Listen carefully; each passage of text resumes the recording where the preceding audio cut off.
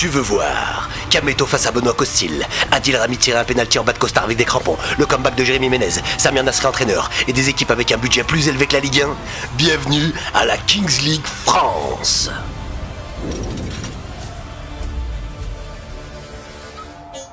La Kings League, c'est quoi? C'est un tout nouveau championnat de foot à 7 version spectacle. Des matchs de 40 minutes, des cartes secrètes qui changent tout, des buts qui comptent double, des tirs du milieu de terrain, le tout dans une ambiance survoltée rythmée par le show, la tactique et les imprévus.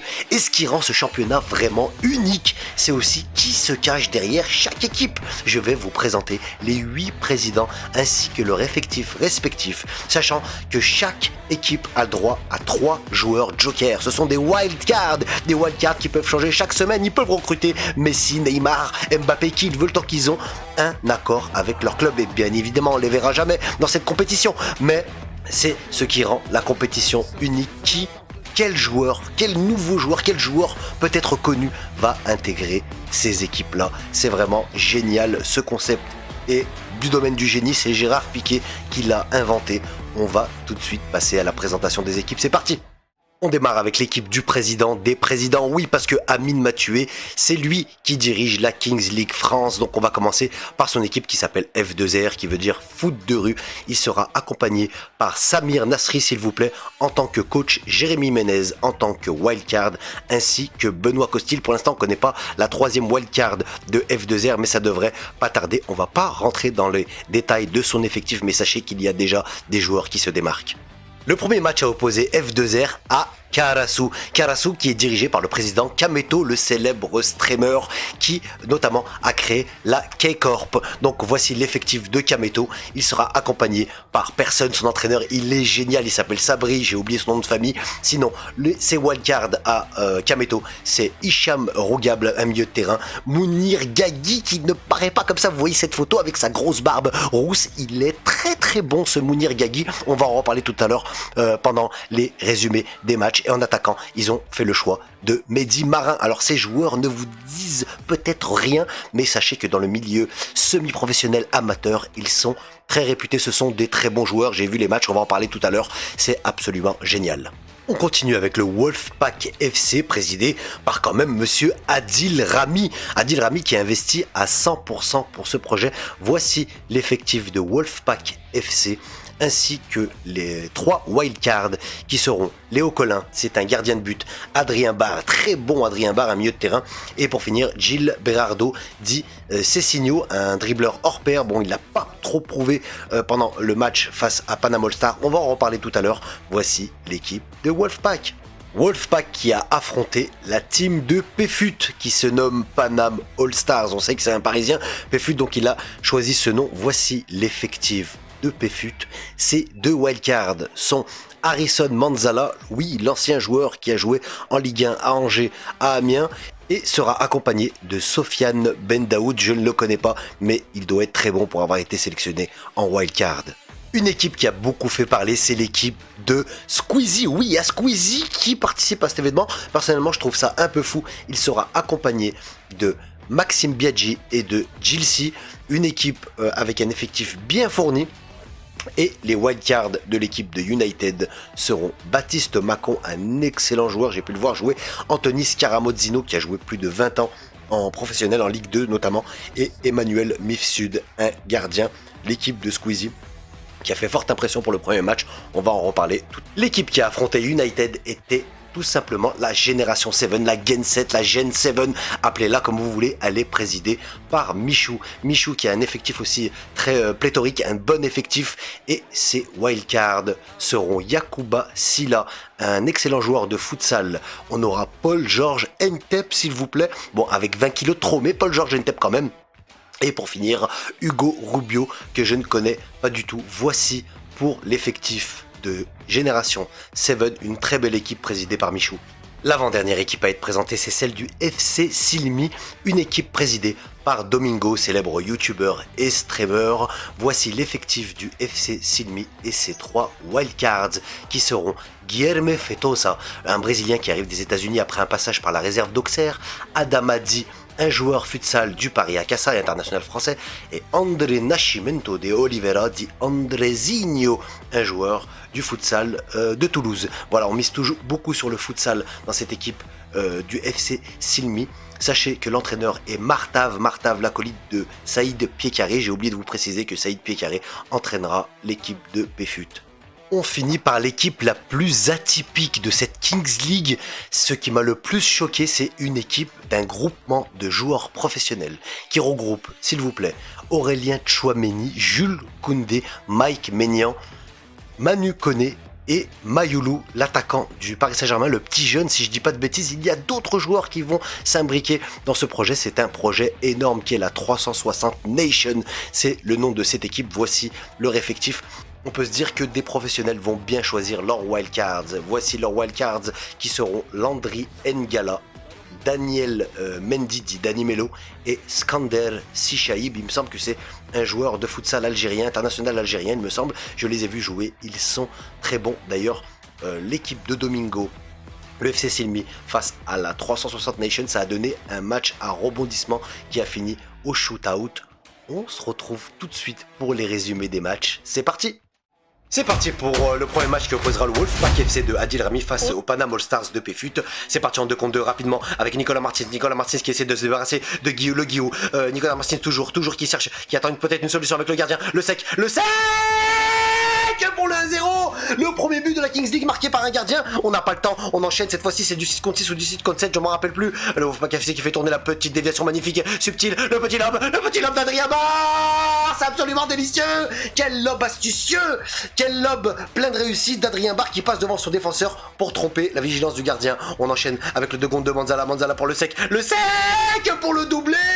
Un gardien qui met un doublé lors du premier match du championnat de la Kings League France. C'est ça qu'on aime voir.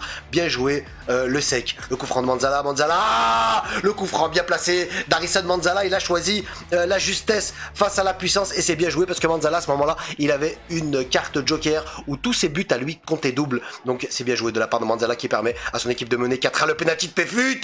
Oui, le penalty du président. Ils ont utilisé leur carte joker. Le président descend, il frappe son penalty. C'est bien fait de la part de PFUT en force.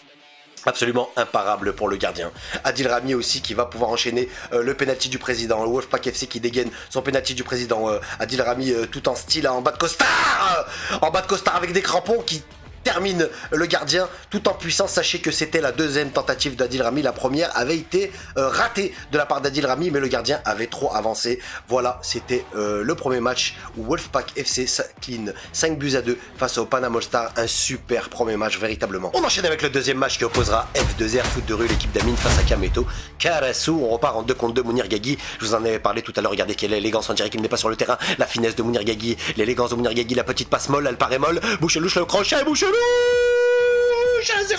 1-0 pour Karasu au bout de la première minute de jeu. Qu'est-ce que c'est bien fait de la part du gardien. Encore un but de gardien, le corner en retrait de Gagui, la frappe de Mehdi Marin, la frappe du pied gauche à l'opposé. Qu'est-ce que c'était difficile à réaliser de la part de Mehdi Marin qui permet à son équipe de mener 2-0 au bout de 4 minutes de jeu. F2R qui va pouvoir peut-être partir en contre-attaque avec Aris El Moutaki, l'infernal Aris El Moutaki pour Jérémy Ménez le piqué, c'est transformé de la part de Ménez qui permet à son équipe de revenir à 2-1. L'ex-international français, on ne le présente plus. Regardez ce petit piqué magnifique au ralenti, touché par le gardien, mais qui finira quand même sa course dans les filets. F2R revient à 2-1, de 2 peut-être avec Aris El Moutaki, le penalty. Aris El Moutaki décidément infernal. Il faut en parler de ce joueur. C'est un excellent joueur et là Amin m'a tué, Amin killing me, qui permet à F2R de passer à 3-2. Ils perdaient 2-0, ils sont déjà à 3-2, c'est ça la magie de la Kings League. Le corner de F2R bien piqué, Amara Fofana qui s'envole dans les airs, qui prend le dessus face à son vis-à-vis, le défenseur, la petite tête piquée, il renvoie ce corner. C'est vraiment bien joué de la part de Krakito, il se surnomme lui-même Krakito. Et là on voit Samir Nasri, je vous avais promis Samir Nasri en entraîneur, il dégaine sa carte joker, il veut un penalty. Samir Nasri tout simplement, il veut passer à 4-2, il veut creuser l'écart. On va pouvoir voir le penalty de Jérémy Ménez. Et oui, l'ex-international français, ça rigole pas, ça rate pas ses penalties. On enchaîne, ça va vite, décidément. La petite frappe qui ne paraît pas de Andy Water à la 29e qui permet à F2R de s'envoler à 7-2. Cette frappe, vraiment, elle payé pas de mine, peut-être une petite erreur du gardien. Regardez, il était masqué le gardien hein, à sa décharge. Vraiment bien joué de la part de F2R qui s'imposera 7-2 face à l'équipe de Karasu de Kameto. C'est parti pour le troisième match qui a opposé l'équipe de Squeezie United face à l'équipe de Michou Génération 7. On est parti en 2 contre 2. Baptiste Macon pour Emmanuel Mifsud, le gardien. 1-0 pour United au bout de la première minute de jeu. D'où l'importance du début des 2 contre 2. Le même gardien qui arrive à marquer son but. 1-0 United qui continue. United, enfin, Baptiste Macon, la frappe croisée de Baptiste Macon. Il avait fait la passe décisive avant et maintenant il va marquer son but. Baptiste Macon, vraiment un joueur très à suivre dans cette Kings League. Et là, le retour à 2-1 grâce à Yoni Bouguera, encore un gardien qui marque 2-1. Pour United, Scaramozzino qui essaye de passer face à Tutona qui contre maintenant Tutona toujours, qui accélère, Tutona qui va finir, qui permet à Génération 7 d'égaliser à 2 buts partout. Brunel Tutona, on est reparti directement, ça va trop vite, la frappe d'Alcedi Sano, quelle frappe monstrueuse, peut-être le plus beau but de cette journée. Regardez cette frappe de Sano, la puissance, le gardien peut absolument rien faire, on dirait qu'elle rentre pas, mais c'est barre transversale rentrante. Le petit jeu à 3, c'est vraiment bien joué de la part de United. Abderrahmane Touré va finir cette action, c'est vraiment bien joué. Le penalty de Gilsi, transformé, le président Gilsi qui est descendu, il ne se rend même pas compte qu'il a marqué. Contre-attaque Théo Chendry, la frappe croisée, United qui enfonce définitivement la Génération 7, 7-2. Génération 7 qui se laisse pas faire, la demi-volée de Clément Goguet, le joueur clé de Génération 7 qui réduira la marque à 7-3. Un magnifique but, regardez cette demi-volée de Clément Goguet, le ballon rebondit, il le reprend juste après poteau rentrant, c'est absolument fantastique. Voilà pour la victoire de United 7-3 face à Génération 7.